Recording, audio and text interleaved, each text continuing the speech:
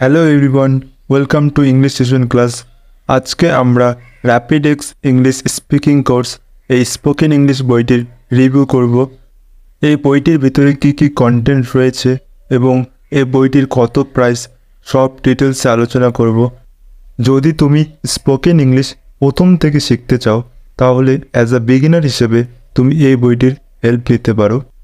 এই বইটি খোলা মাত্রই এখানে কিছু বেসিক কনভারজেশন পেয়ে যাবে।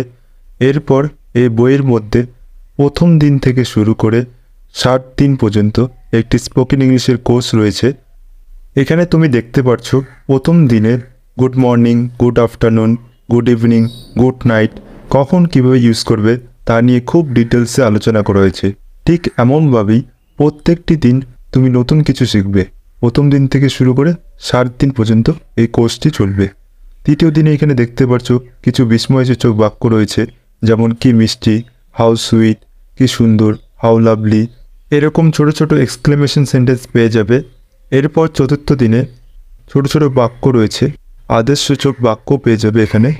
শেষ দিন মানে 60 দিনের পর এখানে তুমি কনভারসেশন পাবে, বাংলা থেকে ইংরেজি কথোপকথন, যেমন মা ছেলের কথোপকথন, talking to a girl, talking to a boy, বাড়িতে কোনো অতিথি আসলে তার সাথে কীভাবে কথা বলবে সে বিষয়েও কনভারসেশন পেয়ে যাবে। এরপর বার্থডে পার্টি, রাস্তাতে, অন দ্য রোড, এরকম বহু ছোট ছোট কনভারসেশন পেয়ে যাবে। এরপরে এখানে অ্যাপেন্ডিক্স পাবে, কীভাবে শব্দ নির্মাণ তৈরি করতে হয়, তারপর সংক্ষিপ্ত ফরম্যাট পাবে। এরপরে 25টি কালেকটিভ ফ্রেজ পাবে, যেমন এখানে দেখতে পাচ্ছ চাবির খোঁচা বা পাঞ্চ অফ কিস।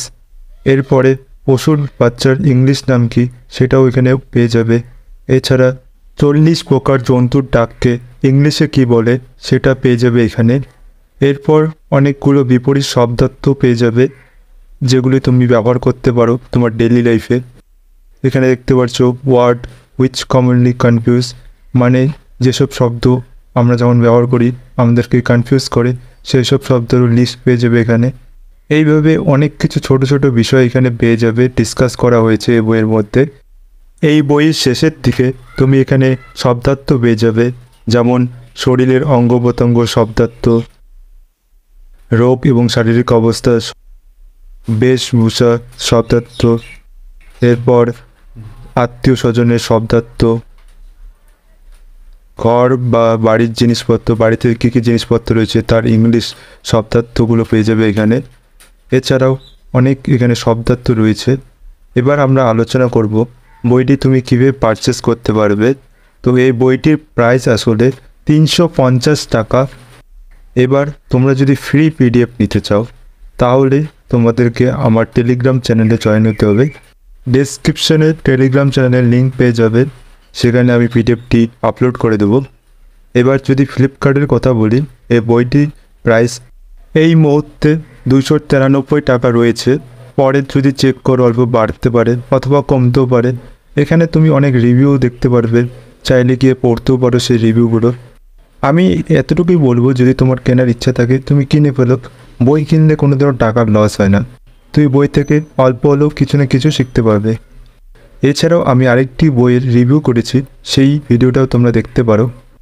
আশা করি ভিডিওটি ভালো লাগলো। ভিডিওটি ভালো লাগলে লাইক করবে এবং চ্যানেলটিতে নতুন হলে সাবস্ক্রাইব করবে। Thank you.